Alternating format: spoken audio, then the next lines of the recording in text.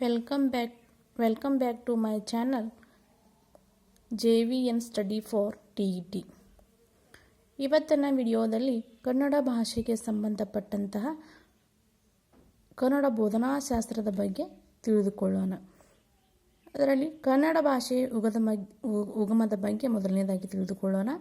ಭಾಷೆಯ ಅರ್ಥ ಮತ್ತು ವಾಕ್ಯ. ಭಾಷೆ ಎಂಬುದು ಸ್ವೀಕೃತ ಸಂಕೇತಗಳ ಒಂದು ವ್ಯವಸ್ಥೆ. ಭಾಷೆಯನ್ನು ಭಾವನೆಗಳನ್ನು ಅನಿಸಿಕೆಗಳನ್ನು ಮತ್ತೊಬ್ಬರಿಗೆ ತಿಳಿಸುವ ಸಾಧನವೇ ಭಾಷೆ. ಭಾಷೆ ಎಂಬ ಪದವು ಸಂಸ್ಕೃತ ಭಾಷೆ ಎಂಬ ಧಾತುವಿನಿಂದ ಬಂದಿದೆ. ಭಾಷ್ ಎಂಬ ಶಬ್ದ ಮಾತನಾಡು ಎಂಬ ಅರ್ಥವನ್ನು ಹೊಂದಿದೆ. ಭಾಷೆಯನ್ನು ಮೂರ್ತ ಹಾಗೂ ಅಮೂರ್ತ ಎಂದು ವರ್ಗೀಕರಿಸಬಹುದು. ಭಾಷೆಯ ಮೂರ್ತ ರೂಪವೇ ಬರವಣಿಗೆ, ಅಮೂರ್ತ ರೂಪವೇ ಮಾತು ಅಥವಾ ನುಡಿ.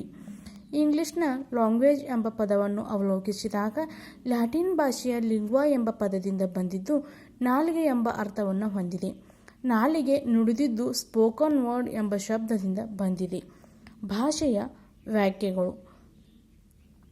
E.H. ಸ್ಟುಡೆವಾಂಟ್ ರವರ ಪ್ರಕಾರ ಸಮಾಜದ ವ್ಯಕ್ತಿಗಳು ಅವರ ಪರಸ್ಪರ ವ್ಯವಹಾರ ಸೌಲಭ್ಯಕ್ಕಾಗಿ ಬಳಸುವ ಯಾದೃಚ್ಛಿಕ ಧ್ವನಿ ಸಂಕೇತಗಳ ವ್ಯವಸ್ಥೆಯೇ ಭಾಷೆ.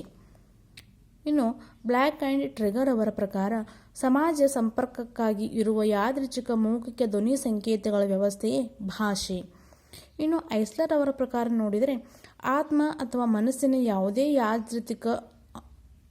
ಯಾವುದೇ ಪ್ರಾಣಿಯ ಅನುಭವಗಳ ಅಭಿವ್ಯಕ್ತಿಯೇ ಭಾಷೆ. ಭಾಷೆ ಎಂಬುದು ಒಂದು ಬಗೆಯ ಸಂಕೇತ. ಈ ಸಂಕೇತಗಳ ಮುಖಾಂತರ ಮಾನವನು ವಿಚಾರಗಳನ್ನು ವಿನಿಮಯ ಮಾಡಿಕೊಳ್ಳುವುದೇ ಭಾಷೆ ಎಂದು ಹೇಳಿದವರು ವೆನ್ರಿಚ್. ಭಾಷೆಯ ಮೂಲ ಮಾತು, ನಂತರ ಚಿತ್ರಗಳು, ನಂತರ ಬರಹ.